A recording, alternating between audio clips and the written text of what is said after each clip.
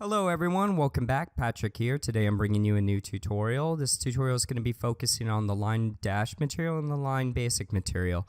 In order to work with these materials, we actually have to use a little bit of a function that's going to take our geometry and convert them into lines. The reason being is that these only work on lines. So let's take a look at our geo2line function. This was brought to you by a gentleman named Craig Wesley on Stack Overflow. Essentially what it's doing is taking the geometry from our object, which in this case happens to be the sphere geometry, and it's calculating whether that is a triangulated geometry or a quad geometry right here, and sticking all the vertices essentially in an array according to their faces. Okay. Once that's stuck into an array, it converts it over into a line geometry and returns the value for it.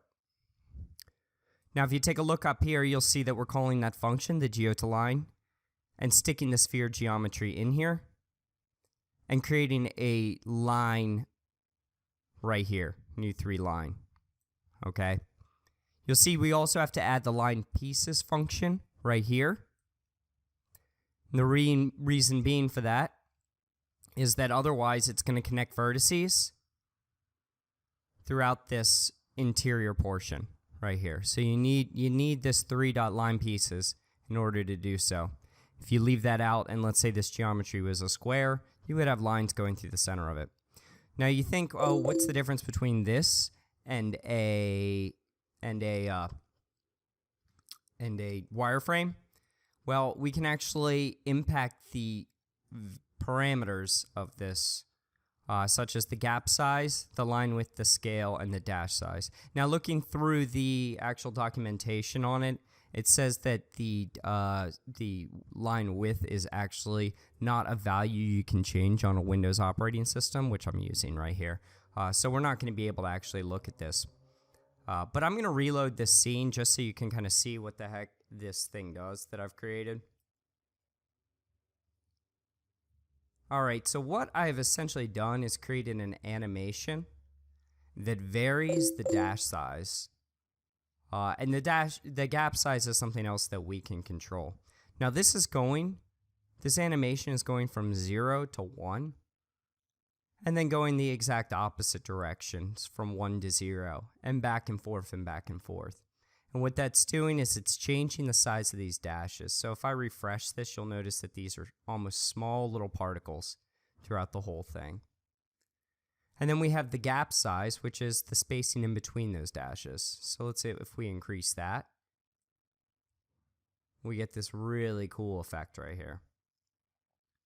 Now what you can do is actually stick any old geometry into the scene, and it's going to parse all of the vertices and all of the faces and edges and stuff as lines. So this is a really cool little function that you can do if you're interested in creating some sort of geometric line art.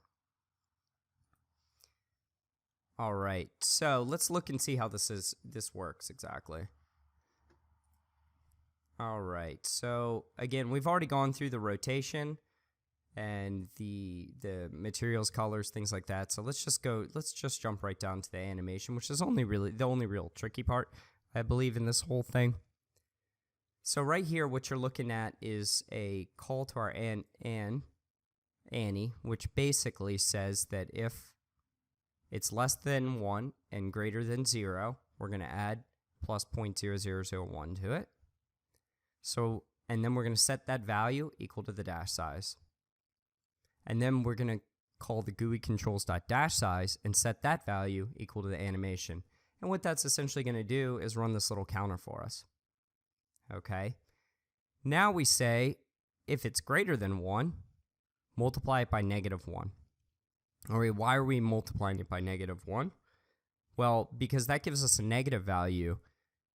And what we can do is count up from that negative value.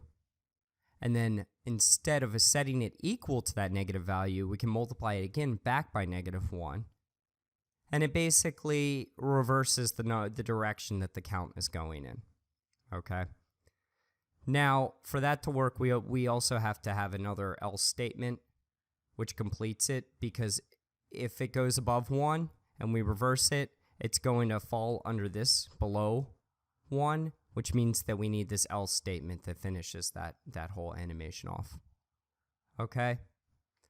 So there's really not a whole lot to this animation that we're going over today. Just pretty much these interesting little pieces for it. I'm going to put a link to this where you can kind of follow and take a look at how everything works, play around with it, change the geometries yourself. But aside from that, thanks for joining us today, and I hope you enjoyed this tutorial.